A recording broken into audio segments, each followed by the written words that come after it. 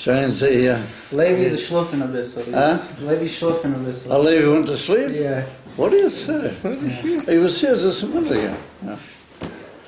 Wow. That's really a fella. All right.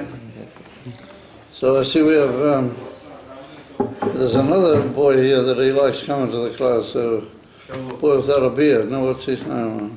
I think it's Shaul, no? He's coming?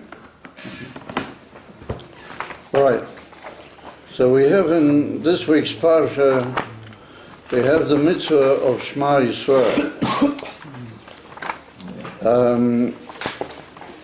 which is the mitzvah to unite Hashem and to pronounce His oneness in the world, etc.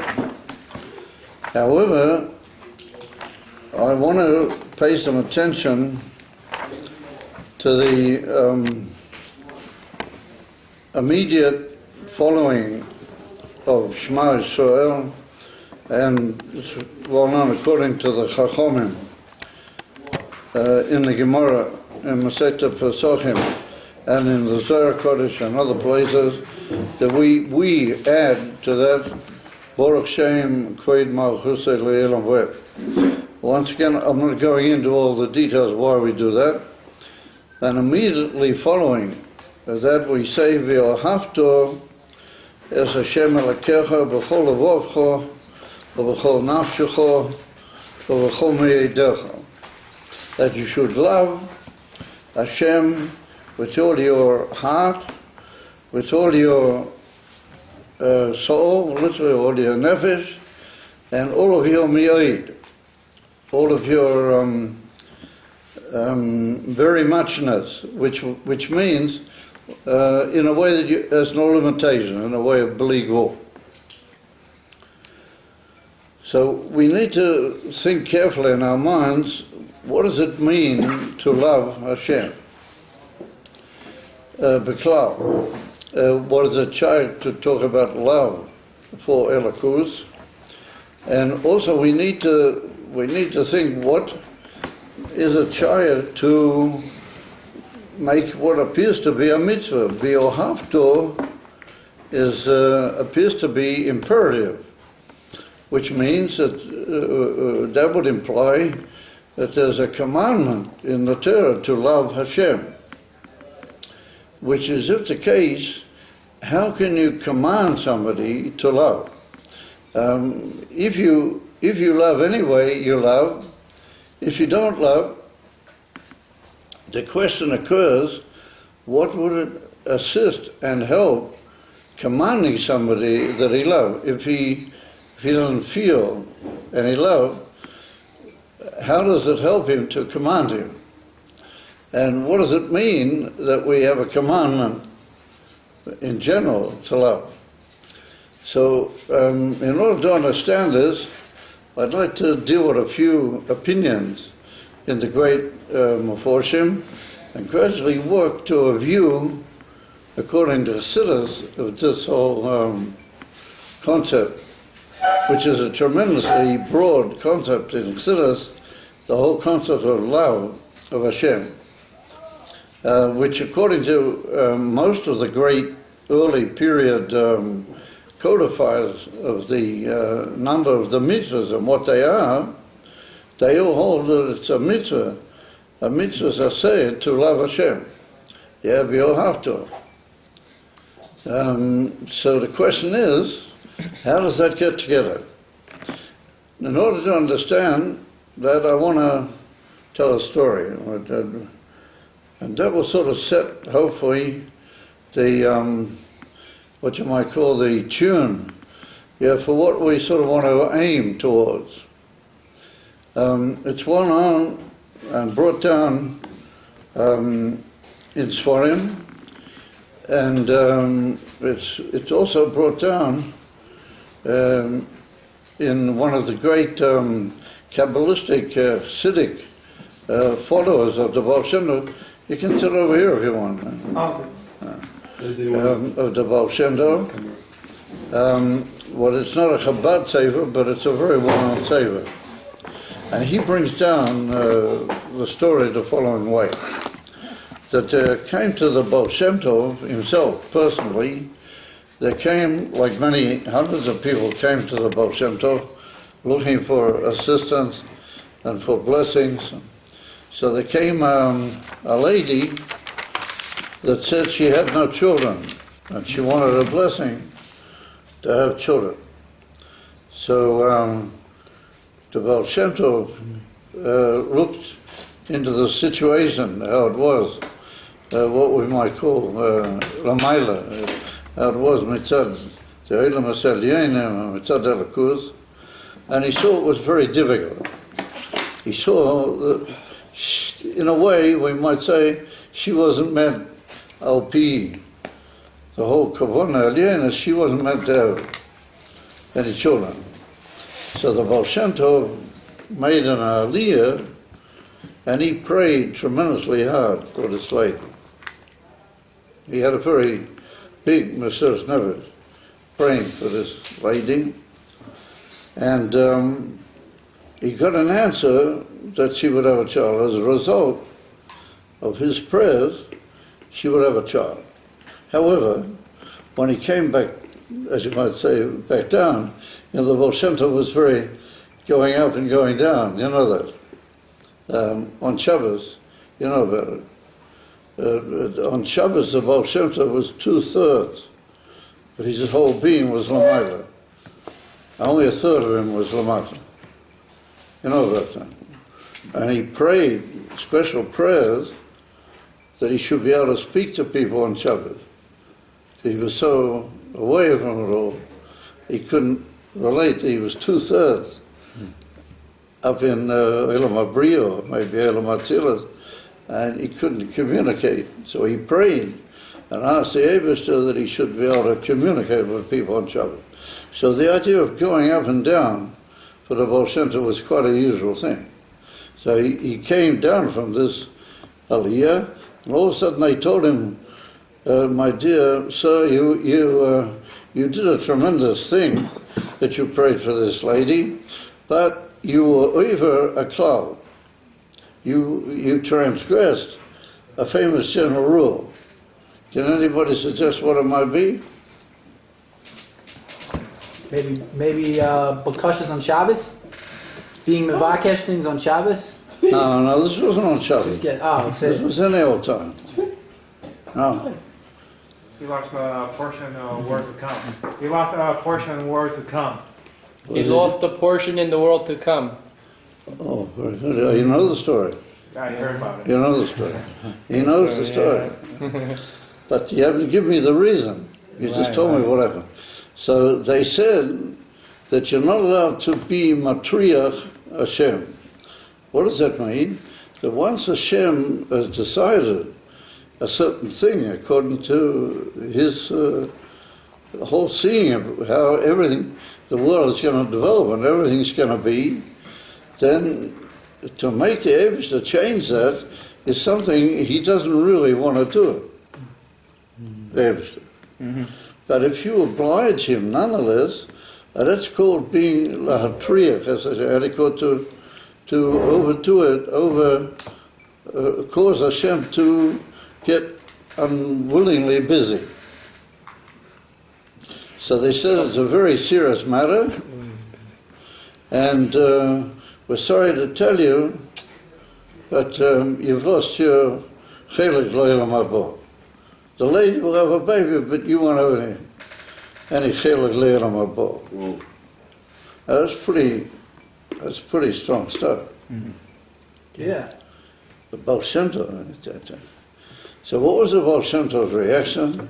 The Baal Shem Tov thought it over for a minute, and then he said, well, Baruch Hashem, Fadem, now he'll be able to love Hashem, just absolutely. He'll be able to love Hashem, purely to love Hashem. He will love Hashem. Wow. That's what he said. Asho, Akaimas mitzvahs, Avos Hashem. I will love Hashem. I'm not looking for anything. I'm going to be able to love Hashem. Is there also I heard a similar story about the Baal Shem Tov when he was trying to go to Eretz Yisrael. You're right. I was going to add that this is not only about the Vasanto. There are such stories about other great Gedolei Israel, that they did certain things, if you don't mind.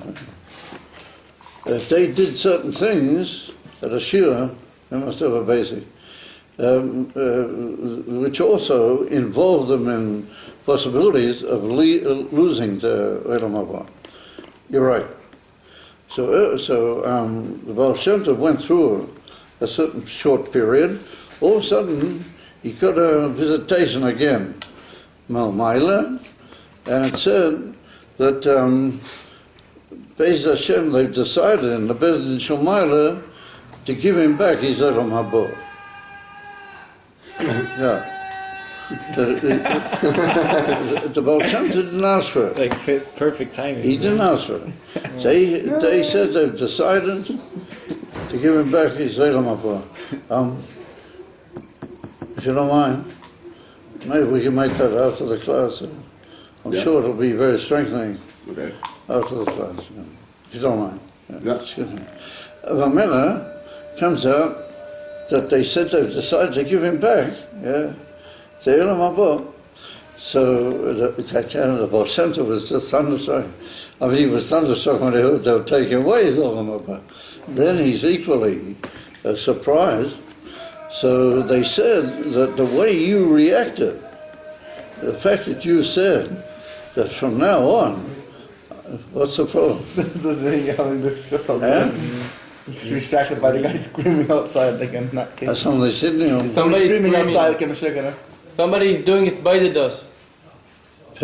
Somebody is screaming outside. Oh yeah? Funny, I don't hear it.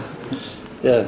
I have another great, by the fact that I don't hear so well, is in the area where we live, there's a dog. And he barks tremendously. Particularly, at times when people would assume that he doesn't know what to bark about, he still barks. And every now and then my wife says to me that, it's really, gets you a little bit on your nerves the way that dog barks. So I say to her, it's funny, I don't have any trouble from him. I just don't have it. Anyway, there's, so they gave over to the Baal Shem Tov, Melamaila, that since he said, from now on he will be able to love Hashem, period, had it good. Yeah? That was mataking everything. That fixed up everything. And then he's going to get back his Olam Haba. Ad Khan, up to here's the story. There's, as you pointed out rightly, Tzvi, there's such stories about other great.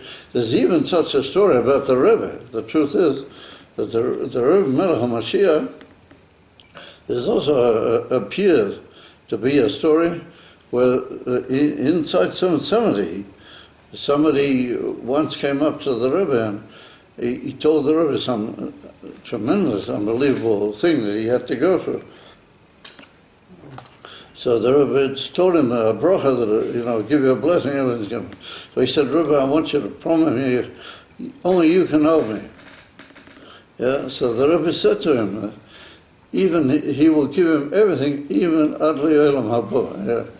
Ad le'olam haba, that he should be all right. Yeah. It's put down in the Sipurim. I'll upon him. That's the story that we have from the Baal Shem Tov. So from that we see, if we pay careful attention to the inner message of that story, is that the Baal Shem Tov said from now on, you'll be able to love Hashem, very good, pure. What's the expression? Period. Yeah? You'll be able to love Hashem just for the sake of loving Hashem. So from that it would apply that maybe a lot of us, or maybe all of us, I mean the Baal Shem Tov was a very rare person, maybe all of us somehow or another love Hashem or are connected to Him in that way, because we want a certain benefits from him, or he does give us benefits, and we're aware of how much he helps us, what a wondrous thing that he runs the world, and so on. But, you know, we sort of somehow connect our own metzias with the fact that we love Hashem. And if you think about it, it's very tempting, and it's a very human trait to, as it were, love because you gain benefit from it. Why are you so connected and so given over to Pliny or to somebody? Because he does a lot of good to you. You know, he helps you, he does all the best possible things for you, he teaches you Torah, he devotes himself to you, etc. So therefore you feel what's called a love for such a person. But you're really, in a way, loving yourself very much. And because this person assists you in that, and because he adds to you in that regard, and therefore you feel what you might call love. That story of the Baal Shem Tov teaches that the Baal Shem Tov, he completely freed himself, absolutely, from that whole basis, and he, as it were, he loved Hashem purely for the sake of it. Okay, so gradually we're going to build towards that idea. I just want to quote, as we always do, I want to quote Rashi. Just let's see, Rashi learns the simple pirush of everything. Let's see what Rashi says, and then some of the other great authorities, and then let's see where that all leads us. So it says, Rashi v'ohavto, Rashi says, Asei devorov me'ahavo. You should do everything that he tells you, Asei devorov. Yeah? Me'ahavo. In other words, that Rashi said, if you have the place, it's chapter Vov, Pasuk Hey. Pasuk Daled Shema. Okay. Oh yeah. Hey, here, V'ahavta? No? Yeah, got it? V'ahavta et Hashem Elokecha? Have you got it, Baruch? So go down to the Rashi. Okay. Yeah, okay, I got it. So Rashi says, Asei dvorov me'ahavo. You must do the things that they are Hashem's things. In other words, what are Hashem's things? I mean, l'chera, his mitzvahs and the things that he requires of us. Yeah, you should do them me'ahavo.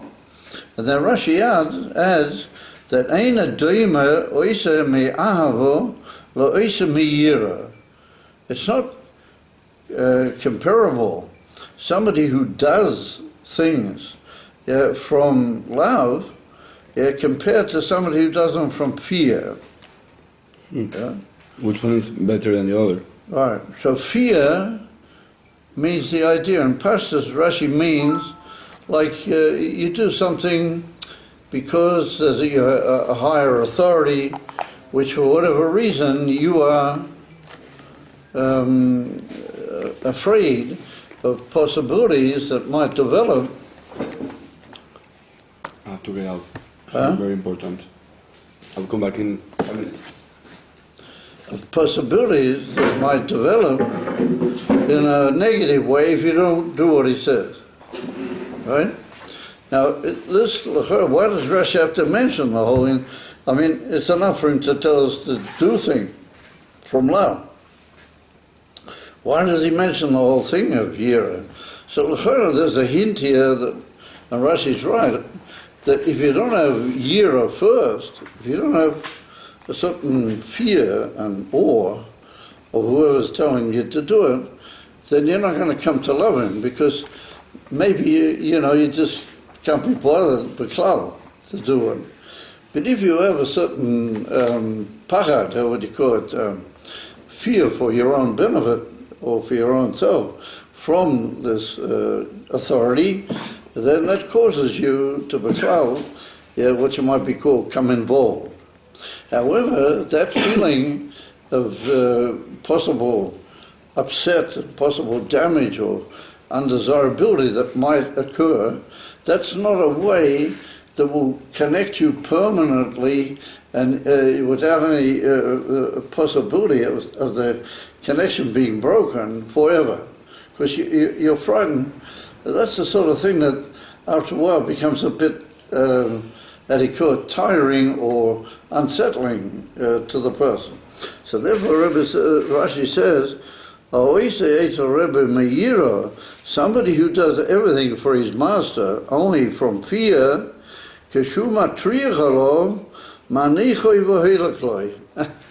Rashi said, when he gets a bit too much, when he really makes it difficult for this person to keep up the things, whatever that means, keeping the will and doing the inyanim of that person, then he's likely to drop him. He'll say, listen, my whole connection with this guy's only I'm scared, I'm a bit worried about my own self. But he's getting a bit over the fence, I'm being demanded here what you might call Mesiras Nefesh. I've really got to devote myself here. Maybe this is a little bit much. So therefore he might stop that and try and get away. Yeah, that's what he says, Rashi. Yeah, maniacally, vahilakly. He might drop the whole thing and go away. Now we're not talking about genuine awe. Genuine awe is another madrega, and that's called in Chassidus Yira Eloah. And we're not talking about that. We're talking here about fear in the normal sense. Yeah? Where his mom is scared the whole time, that doesn't create an everlasting bond between him and the person, the Rav. So there was this Rashi, there's a possibility at some point he might sort of drop the whole connection. But if he does it from love, if that connection at the beginning leads into a state of love, and the Alter Rebbe brings in, because the Torah is put down in certain Sforim, that the word love is from the word ovo, a root word in Hebrew, aleph, veis, hey. What over is the word to want. In other words, the avo is based on a concept of will, where you really want that thing, yeah, and you're really connected with it mitzad, a very powerful makeup in our being called will. What will is an all-enveloping power in it. Is if you become involved because you really want. If you're just scared, that doesn't necessarily mean that you really want. Maybe on certain points, but if you do really want, in other words, that you're devoted mitzad your rotzen pnimi, you're devoted bi'ava, then says Rashi, you won't drop, how do you call it? You won't just drop the thing. On the contrary, you will be everlastingly connected, because you really, even ask me, you want this connection, and you want this relationship, and therefore you'll do whatever he wants, period. Yeah? And it won't ever occur to you, why should I keep up with this? Maybe I'll destroy it, because you love, and that means in Pneumius more, your whole will is linked up with this commander. And therefore it's very unlikely, Levi, I see you came up to the Tchias Amazing, right? Therefore you will be tremendously devoted in a way that it will be permanent.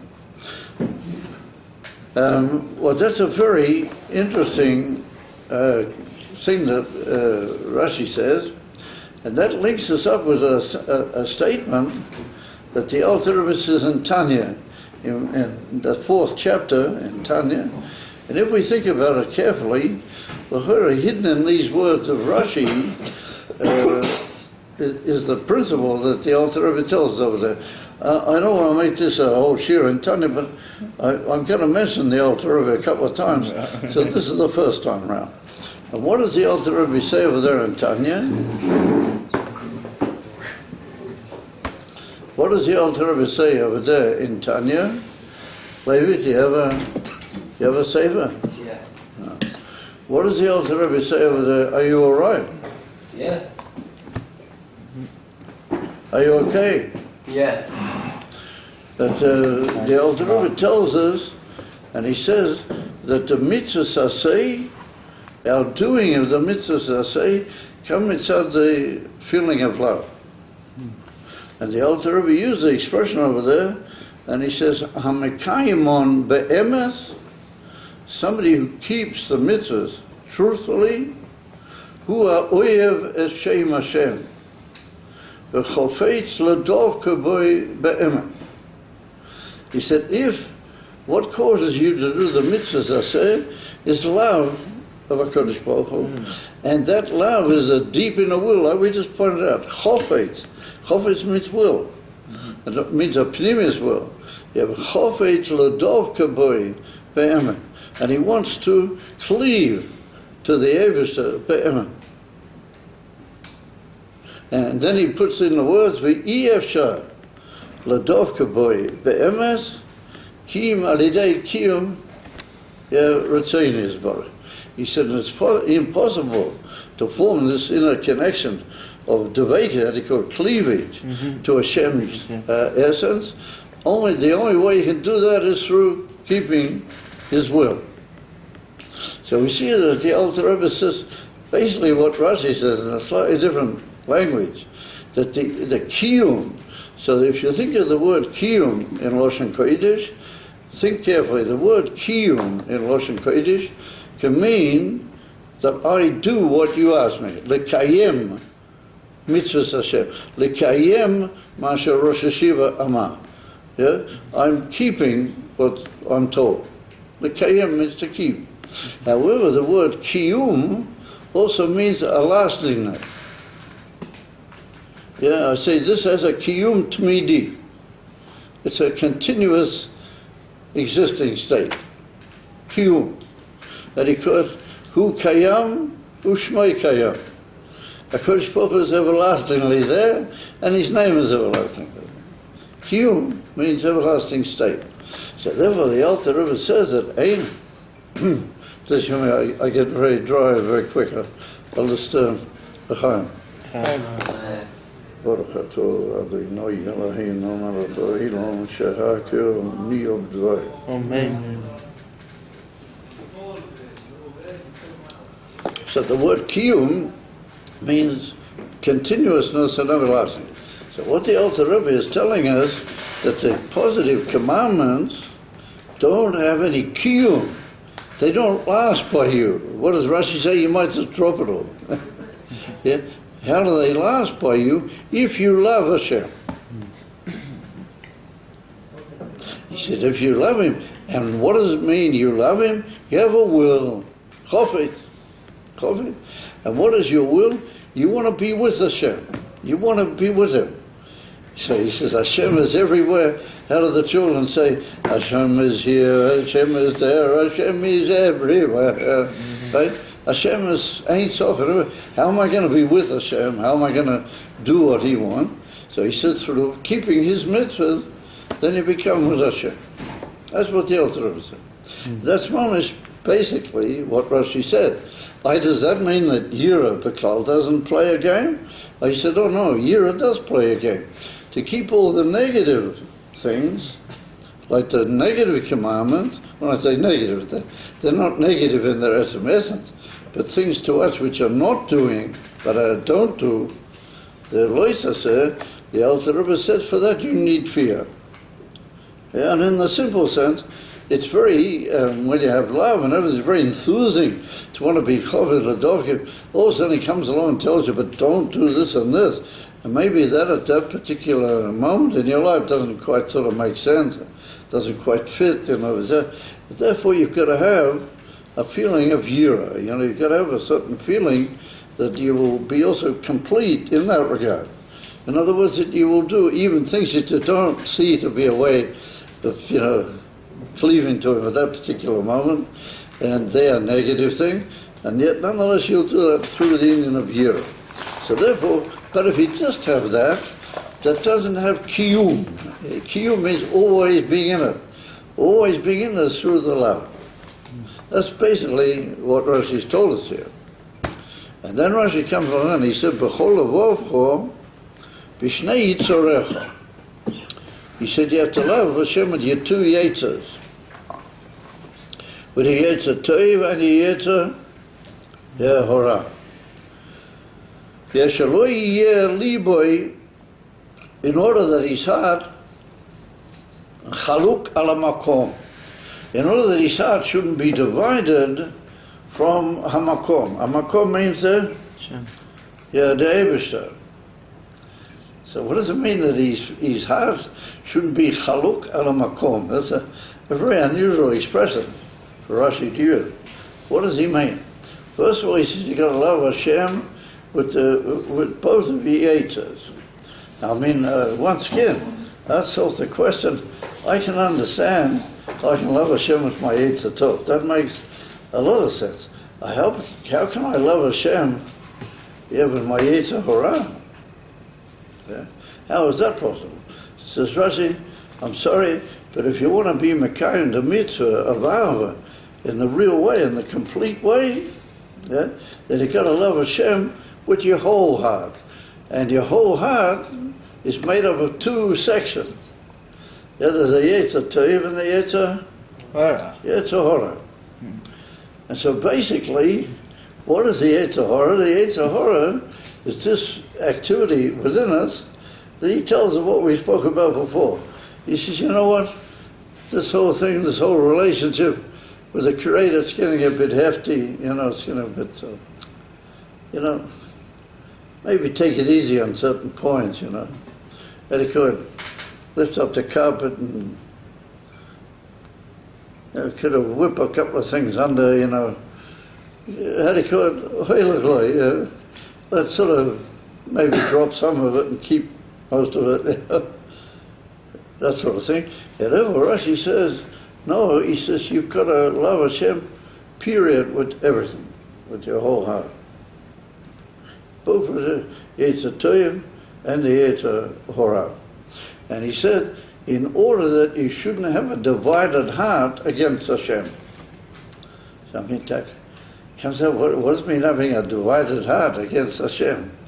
Since we are Hashem's creations and we are His servants, then He wants us, if we're going to be loving Him, He wants us to love Him completely. So what does it mean to love Him completely with all of you, even the Yetzer Hora? So let's sort of try and work out how does that get together. So I want to suggest to you a certain way, a way we can understand that, and that's like this. Often it occurs in life that we say to ourselves, oh yes, I think about Hashem and I know about Hashem and everything and that. But just wouldn't it have been wonderful if you would have done it my way? I would really be tremendously devoted to Hashem had He done it not this way, but I can't quite figure, why does this have to happen? It would have been just so wonderful. And it would have been that wonderful. It probably would have been so wonderful. And the same with the Rabbi. It's exactly the same thing. Some people are devoted to the Rabbi. They say, oh, the Rabbi's wonderful. But, just a little bit problematic. He said certain things that would have just been so comfortable had the Rabbi not demanded of us that and that. So it comes along the Rambam in the Pirush HaMishnayos on the Seta Brachas, and the Rambam says, what does it mean, B'chol Levavcha? He said, you have to love Hashem with all your heart. He said, even when things go a little bit, what you feel, not to be so good. You don't quite figure, why did it have to be like that?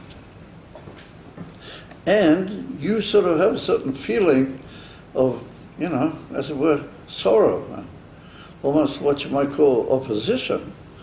And maybe it's even a hidden little trace of anger, why did this happen?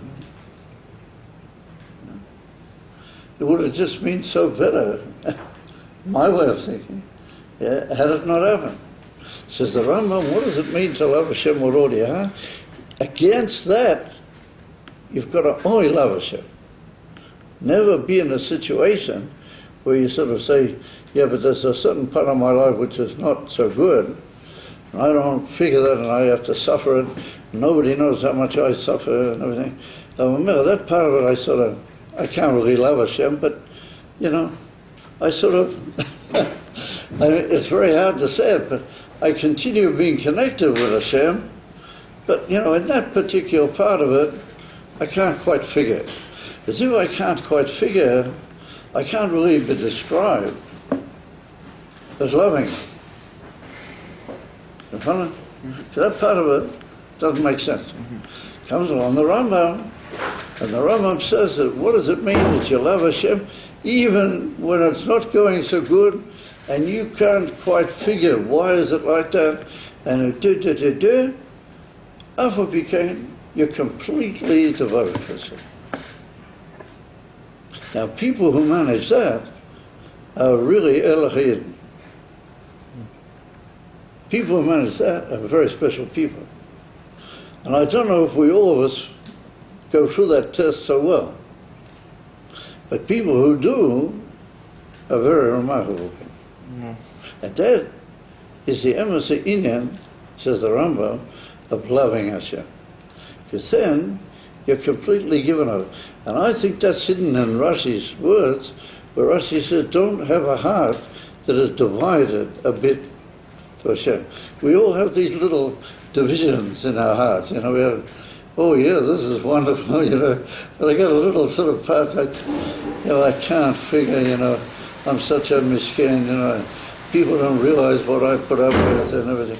Why does Hashem have to do that, But, of course, Chas v'Shalom, although, therefore, our heart is, as it were, divided somewhat from Hashem. Says the Rambam, that's not emes ahava. Emes ahava, when you just cover everything. When the thing is, there's a pasuk in Mishlei. What the Rambam said is so profound that there's a pasuk in Mishlei. What the pasuk says, "Al kol pashoim techase av." Yeah, the love that you have for another person will cover over all deliberate sins. In other words, even if this guy does something really hot line against, what would seem to be normal behavior towards you, but since you love him, I say, oh no, well, for sure, he really meant good. The world just doesn't know him like I do. It's really okay and it's great. In other words, because you love him, you cover over all the, as it were, the negative things that occur. So that's the way you have to love Hashem. You have to love Hashem, and not even what appears to you to be, as it were, like a corner that you haven't managed to fix up. You have to fix that up. Absolute. And with that corner, also love Hashem. So, that is very profound going. That's what Rashi, I would suggest, that's what Rashi says in B'chol Levavcha. He said you have to love Hashem with your whole heart, even with your Yetzer Hara. That's what Rashi means. Your Yetzer Hara, where does the Yetzer Hara begin? Because you think you know. Yeah? That's where your Yetzer Hara begins. Why do you have a taiva, twice something or other? This is what Hashem says, maybe it's better if you didn't have such a taiva. Why do you have a taiva? Because you sort of say to yourself, listen, I know, it's only natural. What do you want of me? That's the beginning of the Yetzer Hara. And it's the same in this other matter we mentioned, where you say, oh look, I love you, Hashem, and you're just so unbelievably safe, and you're just so wonderful. But there's a little corner which I can't quite figure. That's the same thing. That's the beginning of the Yetzer Hara. Well, maybe that is the Yetzer Hara. That's just the beginning. Rashi says, you've got to love Hashem with the Yetzer Hara. It's very easy to love Hashem. Oh, yes, today is Sukkot, we're all sitting in the Sukkot, and I love Hashem. It's wonderful. Where there's this little part of your heart that says, wait a minute, man.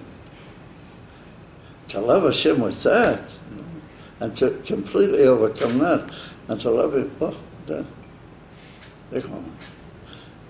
It sounds like the tzaddikim. That sounds like what the tzaddikim have. I'm sorry? That sounds like the madrega of tzaddikim. Of who? Of tzaddikim. Oh. I'll bring a pasuk, man. There's a pasuk in the Shaya, one of it, which says, "Va'amei kulam tzaddikim." All yidna tzaddikim. Everybody has to be a tzaddik. The Alter Rebbe says it would be great if you're a Bainman. And Rabbi, the other day was Rabbi Parashas Yotzai. You know about it? Yeah. The day after the fast. Yeah, it was like Tuesday. Was Rabbi. And Rabbi was once at he was invited to speak at a certain place. And they had to cut the mancher, what do you call it, the announcer of everything. He got up and he said, we're now going to be addressed by the really great man, Harav HaTzadik, Rabbi Miparit. So Rabbi heard the word tzaddik. And he said, tzaddik? He said, halavai abeinu. He said, oh, you would have I would be abeinu.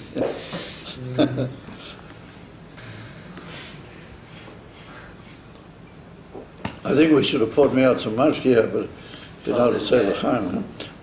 Anyway, halavai abeinu. But there's certain things where all yidna tzaddik. In that area, you got to be a tzaddik. So mitzvah, you have to say sure. You got to be a tzaddik. And those are the profundity of the words of Rashi, as Pili Plois, and the Rambam writes in the Parashas Mishnayos, loving Hashem means davki when it's not going so easy. When you think about it, that is the answer. And that's what Rashi means also in his first statement, that if you really love Hashem, you're not going to drop it. You know what I mean? At some point you might say, wait, it's getting really a bit overhand here. It's got a bit out of hand, you know what I'm saying? I won't talk about dropping the whole Yiddishkeit for one bang, but you might say, let's say, I don't have to be so, this and that. But if you love Hashem with your whole self and you've given yourself over to Him completely, then you're not going to drop anything, chas v'sholom. Because even if it doesn't go easy, you're going to be completely devoted to it. And you're going to say, he knows better than I. And that is a tzaddik. A person who can do that is behemoth a tzaddik.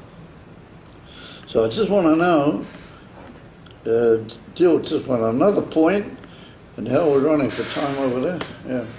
And that will get us on to another point, which what we might call the Chabadske angle on this whole question. But just before we get that far, to develop on what I was saying just now, there's a Mishnah in Pirkei Avos, which I hope you guys will remember, because it's in the first parak, and it's a very sort of challenging statement, and it's sort of easy to remember. It's in the, I think it's about the third Mishnah. It's very, very early in Pirkei Avos, and it's written, that Antignos ish sukkoi oimer, that al tiyu kavodim, don't be like servants, amishamshim asarav, but they serve the master, almanas lekabel pras, in order to receive reward. Ella, be like avodim, amishamshim asarav, shalei almanas lekabel pras. Not in order to receive reward. So everybody's okay with that.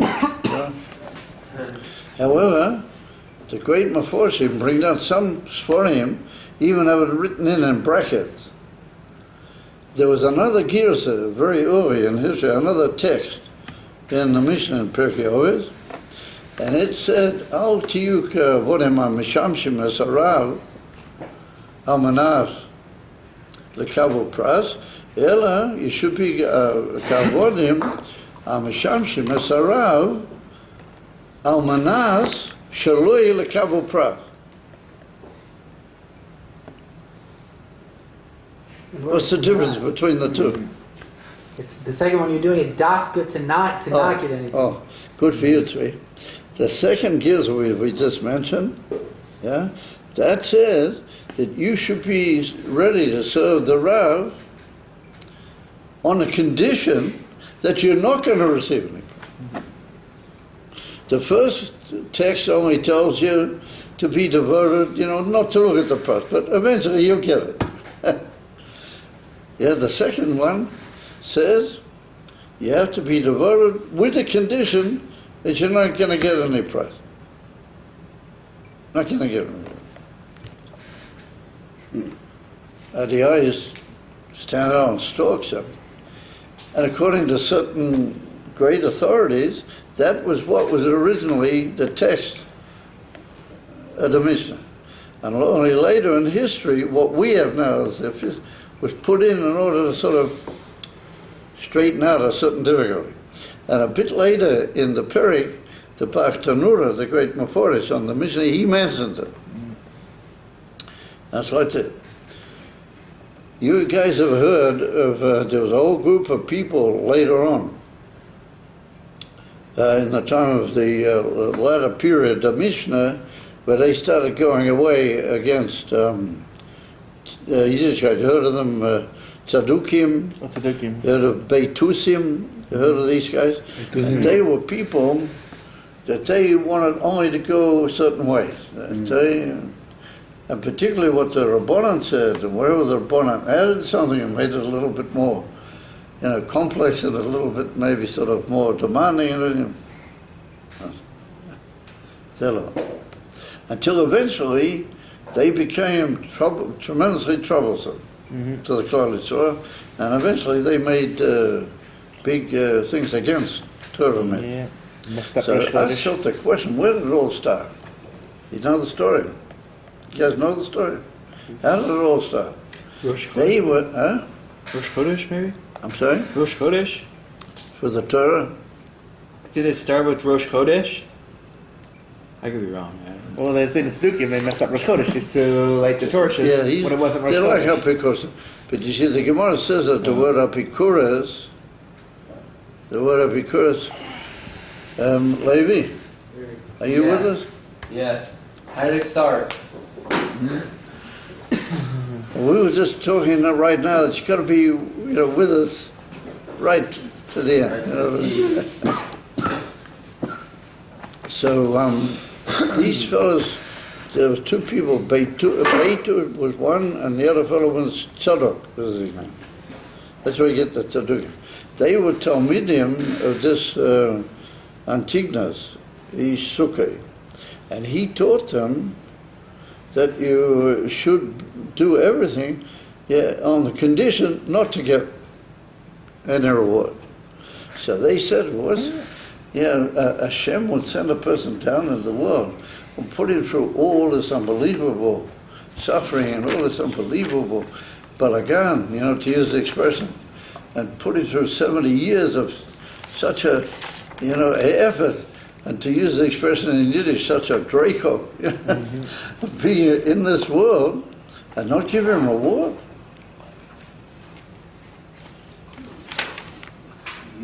And it must be, even to demand of him that he not look for a reward is not fair. He said any human being who works very hard expects a certain reward. And he's right. If he works hard, you got to pay him. Isn't it? Yeah. You got to pay him. No. So therefore, they went against Antignas Sukkah. They went against him, and they gradually, through that, they got out of Yiddishkeit altogether, and they formed this movement of Beitusim and Tzadukim. Yeah. They couldn't take the idea, they weren't up to this whole idea of not getting a reward. And even if we learn the pshat, and therefore, some people say that's why. And there's a whole story about it in another big thing called the Ovos de Rav Nosson. There's like a big brisa based on the Pirkei Avos. And it's called the Ovos de Rav Nosson. It's a big tractate all of its own. It's much longer than the Pirkei Avos, tremendously long. And it goes into this whole inyan and tells the whole story with this Beitus and Tzodok, how they gradually drifted away. because they didn't want this idea. In other words, they couldn't possibly accept the idea of being devoted entirely and unquestionably to Hashem. They said, if there's such a power that creates us and brings us into the world, He's got to look after it. What are we doing here? But sit down here to mutter yourself so much as you do in this world. That's what they said. So gradually they drifted away. Now that would tend to indicate that if you drift away for that reason, then you're not on the right track. And eventually you'll end up not in a good situation. And you might eventually end up causing tzores to the Yid. And I just want to mention something to you now, a most amazing thing. Somebody had a question the other night that they sent me an email. They had a question. I'm not going into what the question's a private matter. And they looked in the Igros Kodesh and they got an answer from the Rabbi. They asked me to read the answer, which was quite easy. It was in English. It was one of the English Igros Kodesh. But it's a most amazing letter. I mean, my eyes just told that I was on stalks when I saw this letter. It's a letter from the Rabbi to none other than Ben Gurion, the so-called Prime Minister in those days. And what did he ask the Rabbi? It just shows you everything begins small. Big tzores begin with small tzores. He had a question to the Rabbi about me Yehudi, and he said there's a whole lot of people in his party and in the so-called Knesset and government that they want to introduce a law where everybody will be able to be, who says he wants to be a Jew can be a Jew. The whole thing will be Yehudi. And he asked the Rabbi's opinion. Yeah. I mean, it's mind-boggling. It's just, it's hard to believe. But he actually asked the Rabbi's opinion. So the Rabbi writes it, whoosh, whoosh. I just know, it's just unbelievable. But the Rabbi remains calm, but he just, he just beats him to smithereens. And what is the main point? First of all, the Rebbe points out that we can only go according to the Locha, which is written in Torah's Moshe, and that we were makabel from all the generations until this day, through the Torah Shabbat Peh. And the Rebbe said the Shulchan Aruch, and then the Rebbe says to him, you should realize that anybody who will persuade you different and will bring you chas v'sholom to doing different is only going to bring trouble and tzores to the Jewish people. And not only that, bring tzores to themselves, bring tzores to the Jewish people, and bring tzores to all those people who maybe did want to be Jewish genuinely, but were bluffed that they can be Jewish some other way. And the Rebbe said, come days that everybody's going to have tzores. It's unbelievable letter. The Rebbe says, it follows from that everybody's going to have tzores. If you pass on such a it's just that. I read this, it's just mind-boggling. And you see, the unbelievable regal, how do you call it, rulingness of the Rebbe over the Klali, the unbelievable royalty of this answer. And that's exactly what happened with Beatles and with Watchman Collins. Tzaddik. And they led eventually to Beitusim and the Tzaddukim. Why did they get so bad? Why did they end up causing trouble? Why did they cause trouble for themselves and for the whole club? Because they said, we got to have something. It's got to be. If not, we're not in the game. From that it would imply, whichever way we learn it, from that it would imply, and Antigonus ben Sukkah, he was one of the Mekablei HaTorah. He's one of the Torah went through him. So, he must have the right angle. In other words, that ultimately, the word ohavto, to love Hashem, means that you got to devote yourself entirely to Him. And there's nothing better, and there's no other aim in life than just being connected with Him. Why doesn't the Alter Rebbe in Tanya write that if you're going to keep all the mitzvahs asay, because you want to love Hashem and you want to be devoted to Him, and you want to be cloven to His essence, and in the world to come, why doesn't He mention that? Because, how do you call it? It sounds a bit hard to say. Zeh lo holek. That's not part of the deal. The emes are part of the deal. Therefore, I want to tell you something. I want to tell you something absolutely amazing, that the Alter has got a mimer in Likutei Torah. And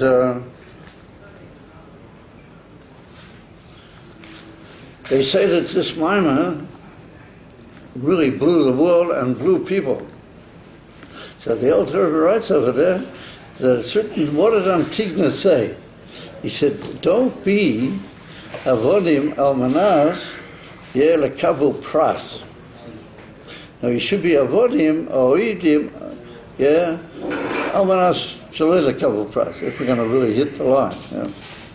So says the Alter, what is a pras? What does a pras mean? So the word pras in modern Hebrew means a prize. But pras means some sort of reward, something. So the Alter Rebbe says over there, wait a minute, Maisa, what is the root of this word pras? What is the Hebrew root of it? He said the word pras is to cut off a piece. Prusat lechem. Prusat lechem. Or praise l'rav lachmecha.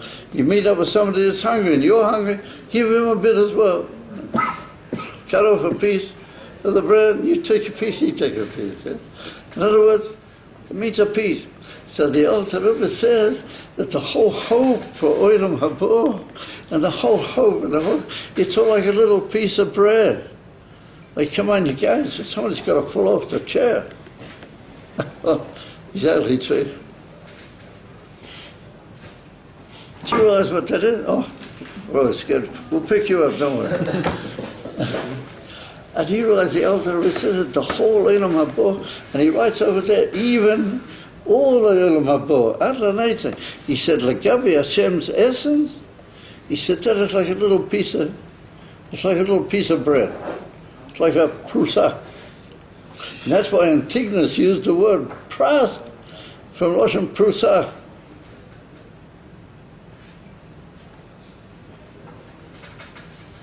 What is what implies that to have to do with Hashem, it's just incomparably greater than the reward. Just to have to do with Him, that's just incomparably greater. The whole secret of Yiddishkeit, says the Alter Rebbe, is to understand that. And that's what Antigonus ben Tzukei tried to teach these guys. And because they didn't want to go for that, they drifted away. And eventually there was Torah. So now we understand that ultimately speaking, he's woken up. Ultimately speaking, that's the story. So I mean, this is just mindful. So now I want to take you over. I want to put in another piece, but I'm running out of time. Without putting in the other piece I want to put in, let's take a bit of a jump. But now on the basis of what we've just learned, it's not a big jump. Does anybody know what the Tzemach Tzedek quoted the Alter Rebbe as saying? I don't want your Gan Eden. Yeah. Sweet, you're in good shape today. If we had a bottle on the table, we'd give you a special chaim. What's it? What? Forget him. You also got one. Okay. What's it in a kuda? And a kuda is like this. The Alter Rebbe, you know, where the Alter Rebbe used to daven, he davened in a minyan, but he had a corner where he used to daven. They had to put cushions all over the wall. Oh, he would make many turns. Right, yeah. We did that in Gemara today. The Gemara we did today was speaking about this. About Rabbi Akiva. Yeah, You talk about it? yeah, we were studying Gemara today, and he was saying that Rabbi Akiva was doing this. Oh, Rabbi Akiva used to move from one room. Yeah, Go in a room at the end of the yeah. whole thing to the other. Yeah, very nice. When they would do also So with why Gemara, did they would. Excellent. Well, that was only when he davened on his own. But when he davened with Tzibah, he used to... Yeah, exactly. The Alter Rebbe used to bash his head against the wall. And it was just nissim that he didn't damage his tefillin. But there was occasions when he caused, how do you call it, pitzayim, how do you call wounds on his head. Why? And there would be a bit of blood, no, because the Alter Rebbe used to bash his head against him. So they used to draw these cushions all around the wall that he shouldn't do it. And the Rebbe Rashab writes in another place, but I get to the same thing I'm going to tell you. The Rebbe Rashab brings out in a Maimah that the Alter Rebbe would sometimes fall down on the floor. That's why I say you can afford it. The Alter Rebbe would fall down on the floor and he would roll around.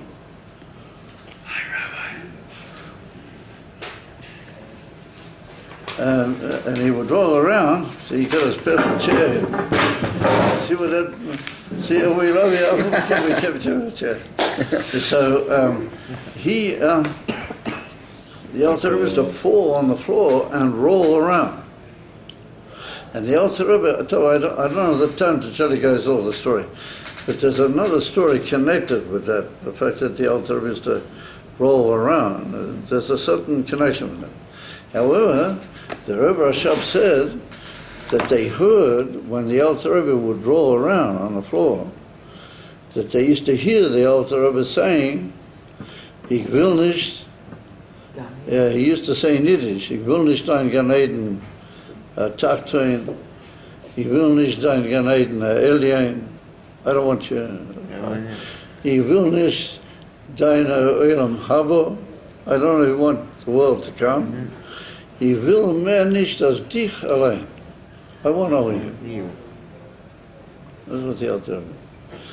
And the Tzemach Tzedek brings it down at the end of the Sefer Torah Mitzvah, and the Tzemach Tzedek says that Shomanu kama piyomim me'adeni zikni. Yeah, Zal, my teacher, my grandfather, we heard from him that he used to say, and he brings it in Yiddish, the same thing. That the Alter Rebbe used to say he doesn't want any of these in Yonim. And he used to say in Yiddish, "Will nicht sein, will nicht sein, will manage dich allein." Now that's pretty high going.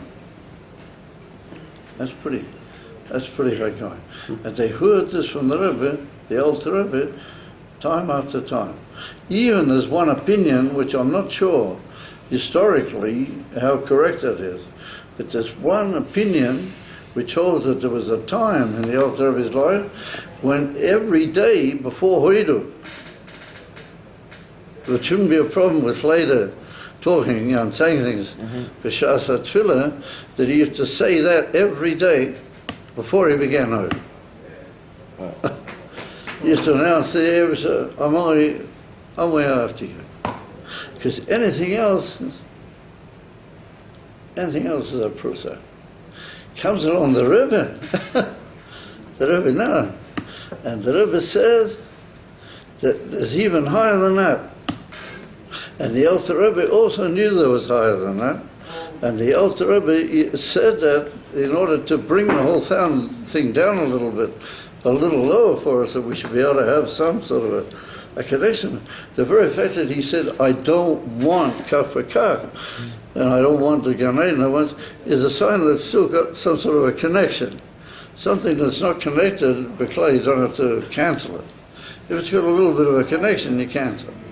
But the Alter Rebbe, be'emes lamite, the Alter Rebbe knew only dicharain. He didn't know of any madrigas in the middle that he had to say, I don't want that. Can you imagine? I only want just you yourself, without negating the other madrigas. That's what the Rebbe says.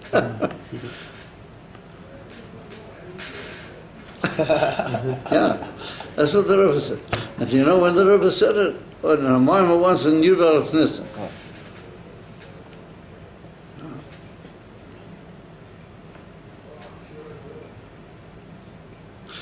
I could be married about it, but I don't have the time and the courage right now to be married. But anyway, what from that we see is that Ahavu is an amazing concept. Ahavu means ultimately that you are devoted unconditionally to the essence of a person. Any other issues only, as it were, somehow or another interfere with the realness, or what you might call the mahus or inyan of the hour. Any other issues, no matter if they're connected with the goodness and the beneficiality of the person and so on and so forth, the one is speaking about, but ultimately they somehow or another, what you might call, modify the concept of the love. But the etzem concept of the love is you and the person purely for what he is. And when it comes to Elikus, the Alter Rebbe said anything else is a proof to her. Shalom Aleichem. Why did the Alter Rebbe say? Why did he say I don't want? What was the reason the Rebbe said that he said I don't want? Yeah, because he was canceling that out. You follow? A sign that still has a little bit of a connection. To him or to everybody? To him and to everybody. If I have to say I don't want this and this, that's a sign that still has a little bit of a situation. Yeah. It's got a bit of value, but I say, but if I just jump that altogether and I say, I want to, then I'm not referring to that. You follow? Got the idea? But he did say it. It is there. Well, you know the story. Right? You know the story that the Alter Rebbe once said that after the Gilui of the Baal Shem Tov, they have to make a new Gan Eden. Well, you don't know about it. Oh. See, he's already falling off the chair. He came a bit late, but he's falling off the chair. You don't know about it? The Alter Rebbe. I don't want to tell you the whole story, because then you're all going to fall off your chair. I'm going to have to pick you all up. Let's do it. The Alter Rebbe said that after the Gilui at the Baal Shem Tov, they're going to have to make a new Gan Eden. For Moish, he's got the old Gan Eden. Come on, I can't say everything. He said the old Gan Eden, by his followers, is G-H-G-E-H-I. I know. TH what? Wow. I don't get that. TH what? I see you guys all, Baruch Hashem. Nobody fell off his chair. Yeah. That's the truth of it. That's the deal. You've come into a whole new world, guys. It's a tremendous new world. Yeah. And it's all hidden there in the words of Rashi. And it's all hidden away there. And it's unbelievable. And just to prove that the Rambam was an emissary of Chabadnik, the Alter Rebbe loved the Rambam, and therefore he mentions the Rambam Perik Beis, right? At the beginning of the Tanya. You know the whole Sikha in the Rebbe about it. That the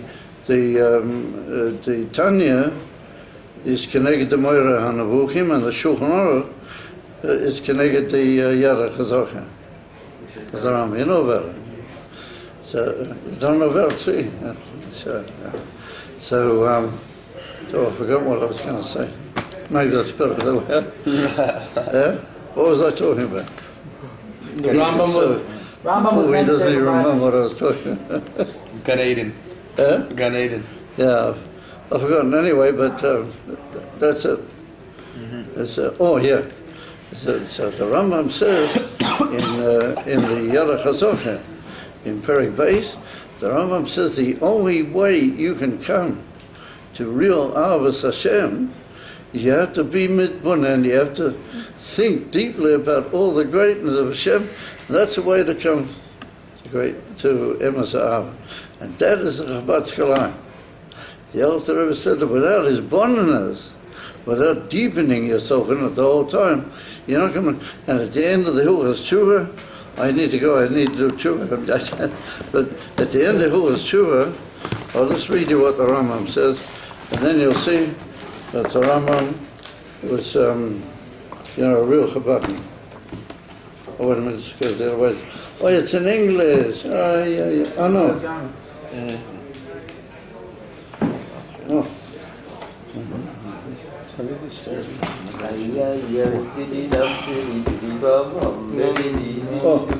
Listen to what the Rambam says. He says, Eino oihev HaKadosh Baruch Hu, ela b'das. You can only know Hashem through knowledge about Him. Love Hashem, I'm sorry. He said, Shiyido'ehu, that he has to know Hashem through das. That's how he can love Hashem. V'al pi hadeyo tiyeh ha'ava. And according to your depth of knowledge, that will be your love.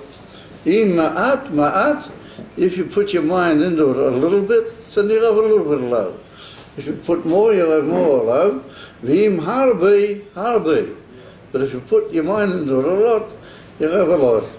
Lefi choch, therefore, tzarich ha'odam leyachid atzmei, a man has to put aside himself times.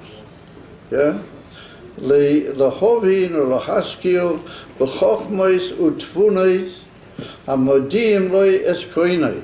You have to have time to deepen your mind in wisdoms and understandings that they inform you about the greatness of your Maker. So what is that? Chassidus. Chassidus, that's what he said. Each one according to his abilities. Each one according to his abilities. In the Hilchos Yesodei HaTorah, he said it briefly. Over here he says it in a very special sort of way, that the Rambam says clearly that everything goes according to the depth of knowledge that you put into it. Wow. But the more you will deepen, then the more you'll have this genuine, disinterested out of it. Otherwise you're likely to get caught up in what you might call side issues, you know? Piliprat. Piliprat. That's what the Rambam says. So we see that the Rambam was a very early period Chabadnik. So he says, Mamish, what the Alter Rebbe says, and then we go further, and then we ultimately reach that the Alter Rebbe might have one day been rolling around on the floor. But he reached the absolute perfection that a human can reach. Absolute. And he said, only a Kadosh Baruch Hu will come. And that's the Rebbe. And that's why the Rebbe knew all of listen that the Rebbe said what. And therefore the Rebbe said, if you hold that way, then you won't Moshiach. He says, otherwise, what are we going to do to mess around in this whole God's business, this whole business, I think. Want him himself, I think. Man, take him out. The girl Shleimer. Take me out now. Okay, guys.